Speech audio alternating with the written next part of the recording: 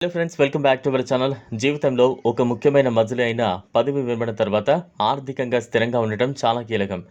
ఈ విషయాన్ని గుర్తించిన భారత ప్రభుత్వం సీనియర్ సిటిజన్ల కోసం అనేక ప్రత్యేక ఆర్థిక ప్రయోజనాలు, రాయితీలను అందిస్తోంది. 60 వసంతాలు దాటిన తర్వాత కూడా ఆర్థికంగా ఎవరైనా ఆధారపడకుండా గౌరవంగా జీవించడానికి ఈ ప్రయోజనాలు ఎంతగానో ఉపయోగపడతాయి. రిటైర్మెంట్ తర్వాత సాధారణంగా ఆదాయం ఆగిపోతుంది, కానీ ఆరోగ్య ఖర్చులు, రోజువారీ అవసరాలు మాత్రం కొనసాగుతూనే ఉంటాయి. ఈ సమయంలో ఆర్థికంగా అండగా నిలబడడానికి ప్రభుత్వం, ఆర్థిక సంస్థలు సీనియర్ సిటిజన్ల కోసం ప్రత్యేక పథకాలు, ప్రయోజనాలు రూపొందించాయి.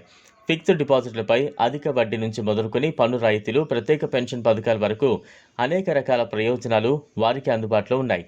ఈ బెనిఫిట్స్ గురించి తెలుసుకోవడం ద్వారా సీనియర్ సిటిజన్లు తమ ఆర్థిక భవిష్యత్తును మరింత సురక్షితంగా మలుచుకోవచ్చు. సీనియర్ సిటిజన్లు సాధారణంగా ఫిక్స్డ్ డిపాజిట్లు, రికరింగ్ డిపాజిట్లపై 0.25% నుంచి 0.75% వరకు ఎక్కువ వడ్డీని పొందుతారు. ఇది వారికి స్థిరమైన ఆదాయాన్ని అందించడంలో సహాయం చేస్తుంది.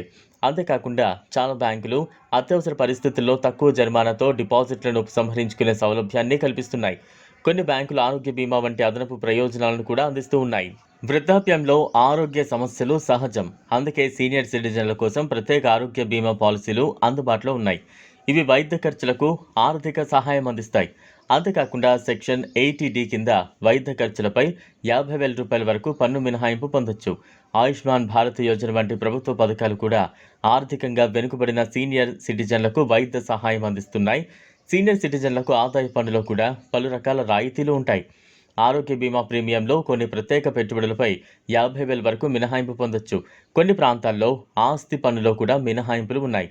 రివర్స్ మార్ట్గేజ్ ద్వారా ఇంటిని తనఖా పెట్టి నెలవారీ ఆదాయాన్ని పొందొచ్చు.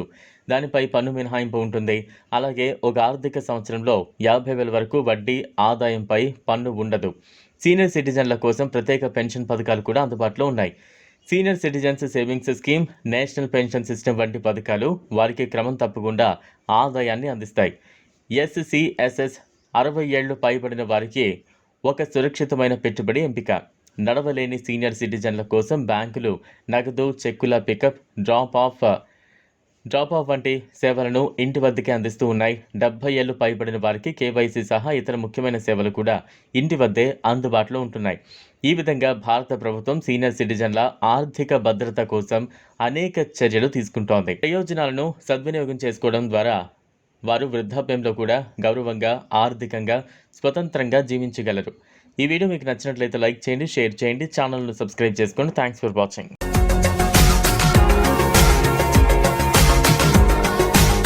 మరిన్ని అప్డేట్స్ కోసం మా ఛానల్ని సబ్స్క్రైబ్ చేయండి.